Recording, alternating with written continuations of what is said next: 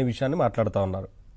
అంటే ప్రజల సెంటిమెంట్ను ఆ రోజు కూడా అంతే కరెంటు మీద సెంటిమెంట్ రెచ్చగొడుతూ రైతు ఆత్మహత్యలు చేసుకుంటారని కరెంటు మీద పెద్ద ఎత్తున సెంటిమెంట్ రెచ్చగొట్టి ఆనాడు గుజరాత్ సంబంధించిన బూల్ ఇండియా కంపెనీ అది ఆ బిహెచ్ఎల్తో ఒప్పందం చేసుకుంటే ఇంకెవరన్నా వస్తే మాత్రమే మేము పైసలు ఇస్తానని చెప్తే ఏకంగా తెలంగాణ రాష్ట్ర ప్రభుత్వం పోయి ఆ బిహెచ్ఎల్ ఎంటర్ అయ్యి దాని నుంచి ఆ పైసలు మొత్తం వాళ్ళకి రీఫండ్ చేశారు. ఇండియన్ బుల్స్ కంపెనీ రీఫండ్ చేయడంతో ఆ తర్వాత అప్పటికే ఆ టెక్నాలజీ ఏదైతే విద్యుత్ రంగంలో వినియోగిస్తున్న టెక్నాలజీ 2011లో యూపీఏ ప్రభుత్వం దాన్ని రద్దు చేయడం జరిగింది. ఇట్లాంటి టెక్నాలజీ వాడొద్దని చెప్తే సూపర్ క్రిటికల్ టెక్నాలజీ అని చెప్పేసి కొత్త 2011లోనే యూపీఏ గవర్నమెంట్ తీసుకురావడం జరిగింది.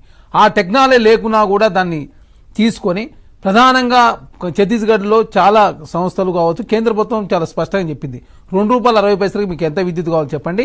అప్పటికే మన్మోహన్ సింగ్ గారు తీసుకున్న నిర్ణయాల మూలంగా దేశంలో మిగులు విద్యుత్ స్టార్ట్ అయింది. యాదాద్రి భద్రాద్రి కట్టొద్దని చెప్తే వీళ్ళు ఏకంగా ఛత్తీస్గఢ్ నుంచి ₹11, ₹12, ₹14 పెట్టుబడి కొనుగోలు చేయడంతో ఈనాడు డిస్కంలు దాదాపు చాలా పెద్ద నష్టం 62,000 కోట్ల నష్టాల్లో డిస్కంలు ఉన్నాయి. ప్రధానంగా అప్పులేమో 81,000 కోట్ల రూపాయలు. ఈనాడు ఏం చెప్పారు మళ్ళీ తలసరి ఆదాయం తెలంగాణ విద్యుత్ వినియోగంలో దేశంలో నెంబర్ 1 చెప్పే ప్రయత్నం గతంలో చేశారు. కానీ తీరా చూస్తే విద్యుత్ వినియోగంలో తెలంగాణ 10వ స్థానంలో గోవా నెంబర్ 1 ఉన్నది. అంటే ప్రతి దాన్ని తప్పుగా వక్రించే ప్రయత్నం అంచనాలకు మించింది. ఇప్పుడు మీరు చూడండి సూపర్ కేడీపీఎస్ 8 కోట్లతో పూర్తయితే ఈ కేసీఆర్ గారు ఇచ్చినటువంటి యాదాద్రి భద్రాద్రి ప్రాజెక్టు సంబంధించి 9,74,00,000 మెగావాట్కి ఖర్చు పెట్టింది. అంటే కొత్తగూడెం థర్మల్ పవర్ స్టేషన్ ఏమో 8 కోట్లతో పూర్తవుతుంది మెగావాట్కి.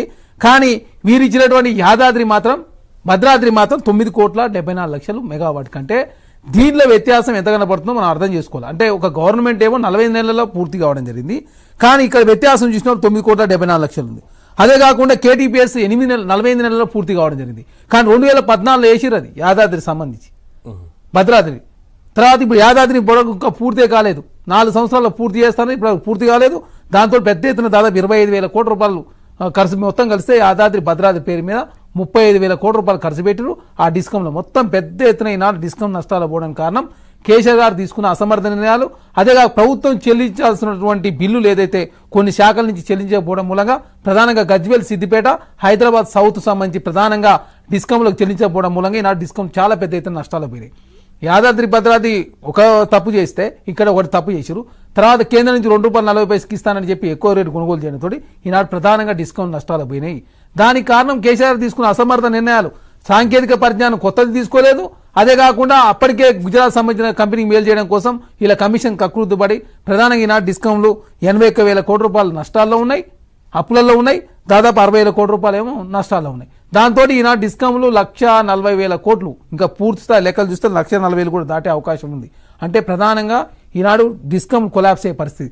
వారేమంటా ఉన్నారు ప్రభుత్వం నుంచి మన గత ప్రభుత్వం ఏం చెప్తా ఉందంటే నేను ఇవాళ అసెంబ్లీలో మాట్లాడుతూ ఇది ప్రభుత్వానికి సంబంధించిన అప్పట్టయిదని అని చెప్పే ప్రయత్నం చేస్తా ఉన్నారు. మరి డిస్కౌంట్లకు రైతుల నుంచి వసూలు చేయరు పైసలు. మరి డిస్కౌంట్లు ఇప్పుడు ఎవరు పైసలు ఇవ్వాలా? ప్రభుత్వం ఇవ్వాలిగా. డిస్కౌంట్లు అంటే ప్రభుత్వం ఇప్పుడు తప్పదు, ప్రభుత్వం ఇవ్వాలి. మేము గ్యారంటీ ఇవ్వలే కదా ప్రభుత్వం అప్లై ఎట్లయితుంది? 6,71,000 కోట్లు ఎట్టగలుగుతారు మీరు? అంటే ప్రతిదీ సెంటిమెంట్ రెచ్చగొడుతూ ప్రజల నుంచి వసూలు చేయాల్సింది ప్రభుత్వం కట్టాలి, ప్రభుత్వమే కట్టదు. కొన్ని డిపార్ట్మెంట్ నుంచి రావాలి కట్టాల్సిన బిల్లులు చెల్లించలేదు. అదేవిధంగా సిద్దిపేట, గజ్వేల్ సంబంధించిన బాకీలు అన్ని పెండింగ్ ఉన్నాయి, అక్కడి నుంచి కూడా ప్రభుత్వం చెల్లించాలా, అవి చెల్లించలేదు. తర్వాత యాదాద్రి భద్రాద్రి పేరుపై పెద్ద ఎత్తున దాదాపు 45,000 కోట్ల రూపాయలు, 6 కోట్లు 7 కోట్ల పూర్తి కావాల్సిన ప్రతి మెగావాట్ 9,75,00,000 పోయిందంటే ప్రధానంగా మెగావాట్కు 2 కోట్ల రూపాయలు. అంటే ఒక్కొక్క దాదాపు మనం ఇది యాదాద్రి 6,000 మెగావాట్లు అంటే 12,000 కోట్ల రూపాయలు. ఇట్లా చూసుకుంటూ పోతే పెద్ద ఎత్తున వాళ్ళ కమిషన్ అకృతిపడి పెద్ద ఎత్తున ఈనాడు డిస్కౌంట్లు నష్టాలు పోవడానికి కారణం వారు తీసుకున్నటువంటి అసమర్థ నిర్ణయాల మూలంగా ఈనాడు విద్యుత్ సంస్థలు మొత్తం కొలాప్స్ అయ్యే పరిస్థితి. లాస్ట్కు ఆ సంస్థలను దివాలా తీసి ఆ భూములు కూడా అమ్మినా కూడా లాస్ట్కు అప్పులు తీరని పరిస్థితి. పెద్ద ఎత్తున అప్పుల్లోకి నెట్టారనేది శ్రీనివాస్ గారు. ఇప్పుడు ఒకటి ఛత్తీస్గఢ్ తో చేసుకున్న ఈ 1000 మెగావాట్ల ఒప్పందం దగ్గర